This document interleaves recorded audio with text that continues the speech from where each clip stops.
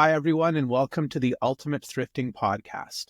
I'm Ryan, and for those who don't know me, I spent 11 amazing years running a software company that was recently acquired, and now I'm thrilled to be an advisor at Ultimate Thrifting.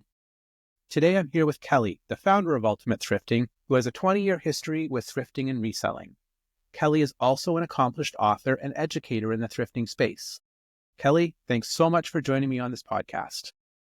Hey, Ryan. I'm excited to talk thrifting. Fantastic. In today's episode, we're going to chat about what thrifting is all about. Kelly, maybe you can get us started by telling us more about how you got involved with thrifting and your journey so far. Sure. Well, I grew up in a small town that didn't really have any thrift stores, so I kind of got into it later than a lot of people.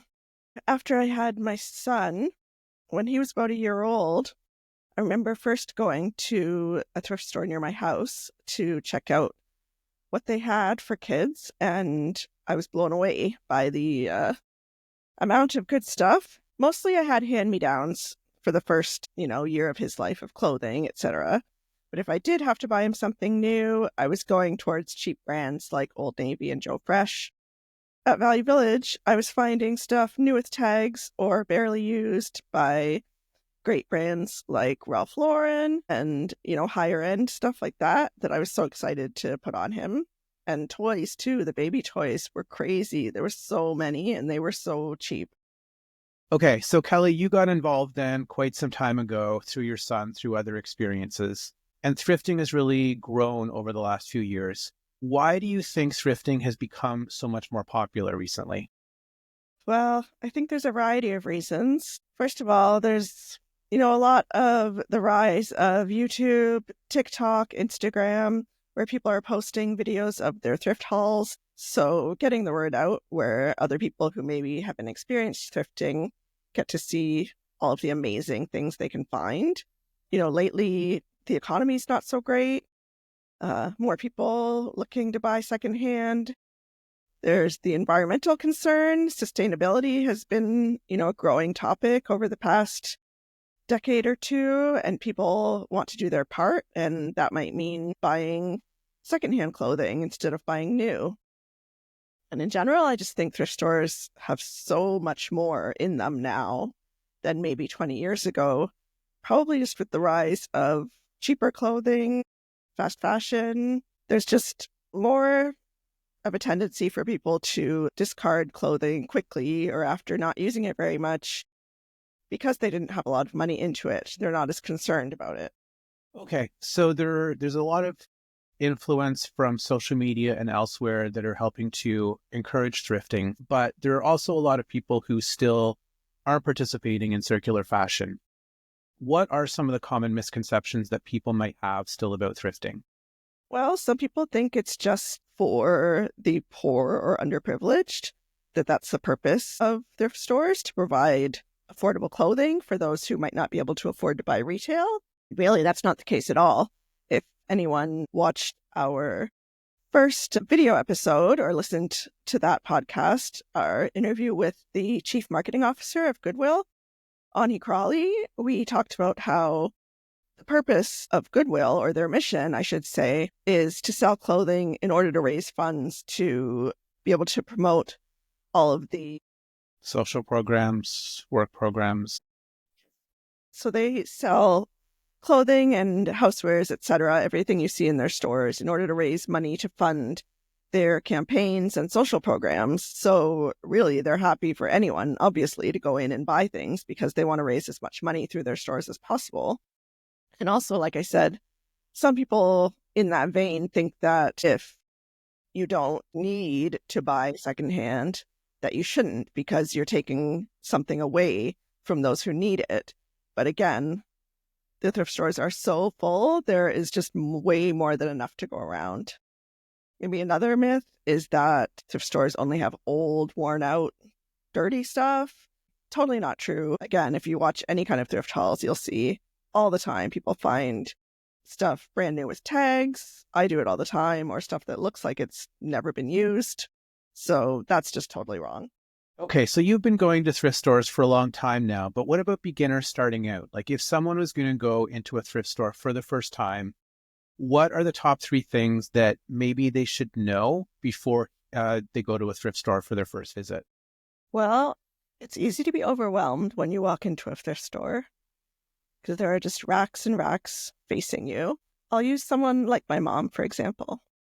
So my mom is not a thrifter in general. There's just aren't thrift stores again, and she's still in my hometown, and it's not something she's used to. But sometimes she'll go with me when she's here, and she always tells me she never finds anything, can't find anything good, and I see her walking up and down aisles and randomly we'll pull something out and look at it.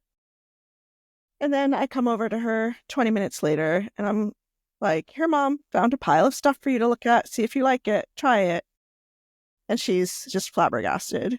From that, we can say, one, you have to have patience and be open-minded because you just don't know what you're going to find, first of all.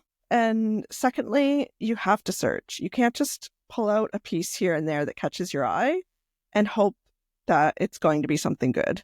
I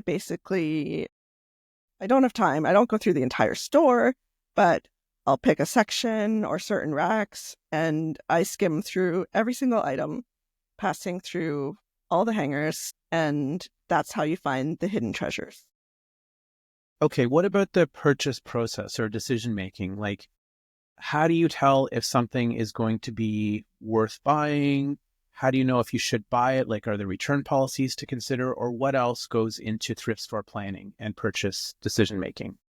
So even though we talked about how there's a lot of brand new or nearly new items that you can find in the thrift store, you do have to be careful and watch for flaws. Even though you can get really excited sometimes by something that you pull out and find, you really want to take the time to inspect it carefully. I have pretty much made every mistake you can make, brought home any kind of flaw you can imagine, from holes that I didn't notice in the thrift store, stains I didn't notice, missing buttons, zippers not working. I have seen it all and kicked myself for not checking more carefully in the store. So you do want to be careful because leading from that, you want to know the store's return policy before you 100% make up your mind about something. A lot of thrift stores don't offer straight returns. I actually don't know of any in my area that offer returns. Usually the best you can do is exchange, and some of them are final sale.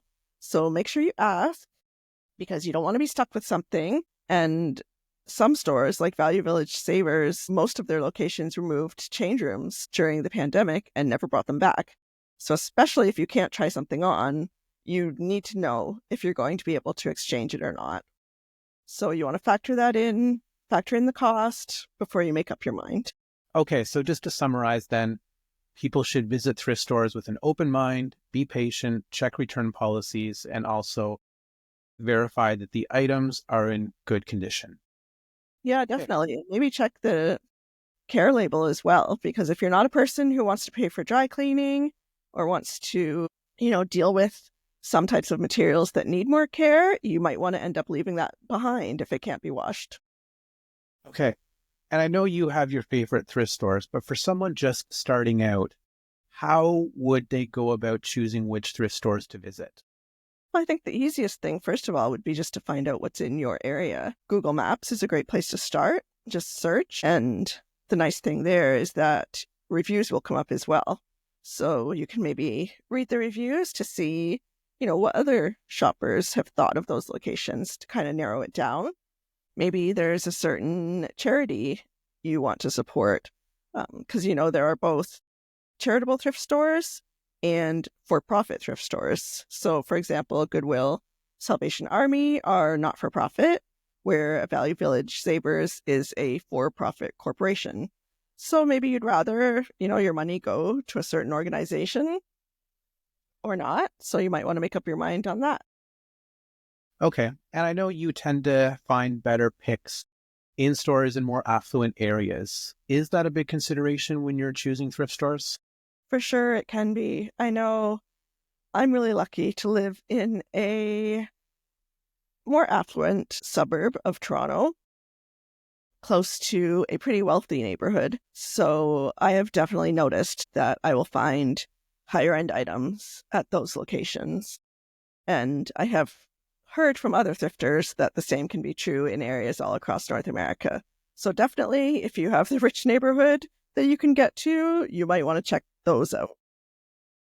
Okay. And once you've found a store, then say you're planning your first visit, what are things that a first-time thrifter should take with them to the store?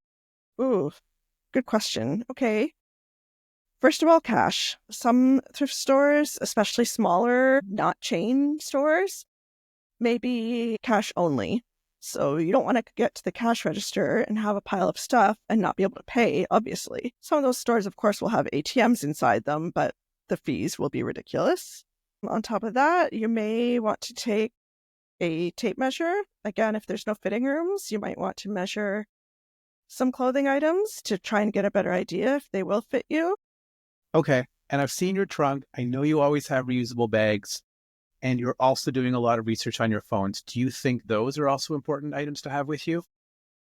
But yeah, for sure. Most stores in general, let alone thrift stores, no longer offer bags. So especially me, when I come, I have a cart full at the cash. So I bring at least 3 or 4 reusable bags in with me.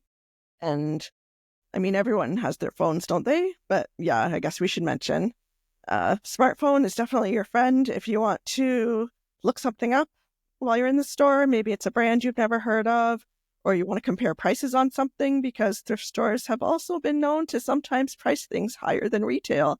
And you don't want to thrift something and get home and find out you paid more than what, or you could buy it somewhere else. That's for sure. And I know you're always sending me photos and listings of amazing deals you found. How do other people find great deals in thrift stores? Well, first of all, I pretty much never pay regular price at the thrift store or the tagged price on items. Definitely, if you have stores in your neighborhood, check if they have an email list and sign up so that if there are sales or coupons emailed out, you're the first to know about them. A lot of stores will offer coupons for donating. I pretty much never go to a thrift store empty-handed so that I can get a coupon. And, there are other discounts like Seniors Days. I know around here, Value Village has it every single Tuesday, or there might be student discounts, military discounts. So just ask, it never hurts to ask, and pretty much expect that you never have to pay full price. Okay, thanks, Kelly. And once you do find some items in stores, what should you look for, especially in clothing, to make sure what you're getting is good quality? Like, I know you mentioned brands, but what else are good indicators that something is worth buying? Well, I think you get to a point when you know clothing that you can even tell by the look and feel of something that it's good quality. Now, why is that? It's probably because of what something's made of, and that's what you're feeling. So I would always try to look for more natural fibers or fabrics, like silk, 100% cotton, linen, wool, as opposed to synthetics. Things like polyester, unless it's like activewear, because activewear is pretty much all polyester, rayon, viscose, modal, pretty much the things that fast fashion uses. And you know that they're trying to mimic the natural fabrics, but they won't last as long. They'll wear out quickly after a wash or two. They might have loose threads, loose buttons, uneven seams. There's lots of things you can look for that are indications of quality. All right, so now that we know what to look for and what kind of stores to go to, it can be a bit overwhelming for beginners to go into a thrift store and know where to start. I know when I go in, it can be pretty overwhelming, but at least most of the time I have you there to kind of direct me and tell me what to look for. So for someone who does feel overwhelmed just by the amount of clothing and other merchandise, how do you get past that in a thrift store? How do you focus on what's good and not feel like it's too much? Well, I would say just try to narrow it down. So say I didn't know anything. I'm going to a thrift store. So I'm a woman. So I'm saying, okay, I'm going to start and just focus on women's clothing today. And maybe I can go further from there and say, right now it is February. We just got an insane amount of snow last night. So we're still in winter wonderland. So I'm going to only focus on things that I can wear right now or in the next couple months. So maybe I'll just check through the racks of sweaters, long sleeve tops, jeans and pants, stuff like that. So it doesn't feel quite so overwhelming if you try to stick to one or two areas. Okay, so you're in a store looking around for the first time. What are some common mistakes that you see beginners make when they start thrifting? Well, we did talk about damage, and that's the mistake that I've made many times and still occasionally make. So that would probably be number one, is to inspect your items thoroughly. Again, it can't be said enough. Secondly, I would say impulse buying or buying too much. I see a lot of people get super excited and, I can't blame them, because if you're not used to thrifting, you can be amazed at what you find and how cheap it is. But that can also lead you down the path of buying something just because it's cheap.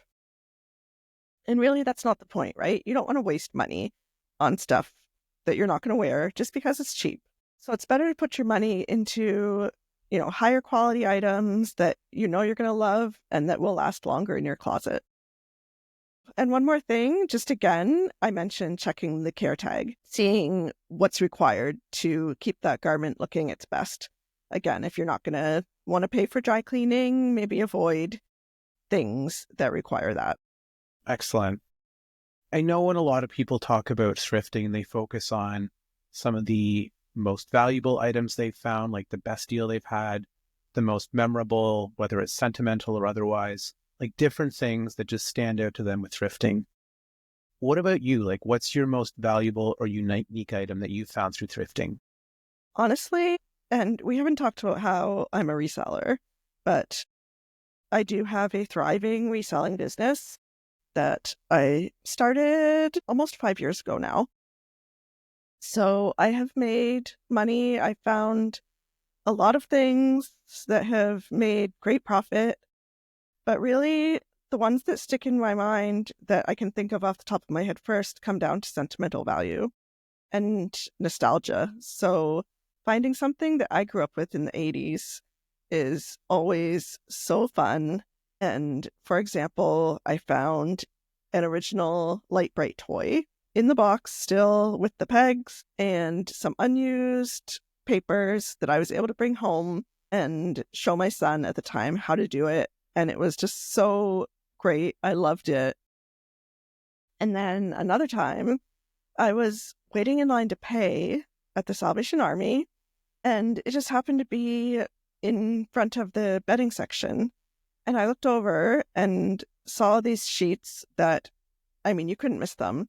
They were from the 60s, total flower power, bright orange and green. And I realized they were the exact same set that my sister had on her bed growing up that had somehow, got lost over the years. I think when my mom moved after high school, she got rid of a bunch of stuff. And I called my sister. I was almost screaming, and I bought them, and now they live on my niece's bed, and we both love it. So both items were totally, I think, under $5. And, I didn't make any money off them, but they were probably my best finds. Kelly, those are great insights. Thanks so much for sharing some of those personal memories. I did want to also thank you for your time today. Everything that we talked about here and tips and guidance, they'll all be posted on the Ultimate Thrifting website. So make sure you check us out there if you're listening. We will also have a transcript and audio of this podcast on the blog. So you can find it at ultimatethrifting.com. Kelly, is there anything else you want to mention before we sign off? I would just say stay tuned, because I look forward to going more in depth on a lot of thrifting topics in future episodes. Good. So do I. And thanks everyone for listening today. We hope you enjoyed the podcast.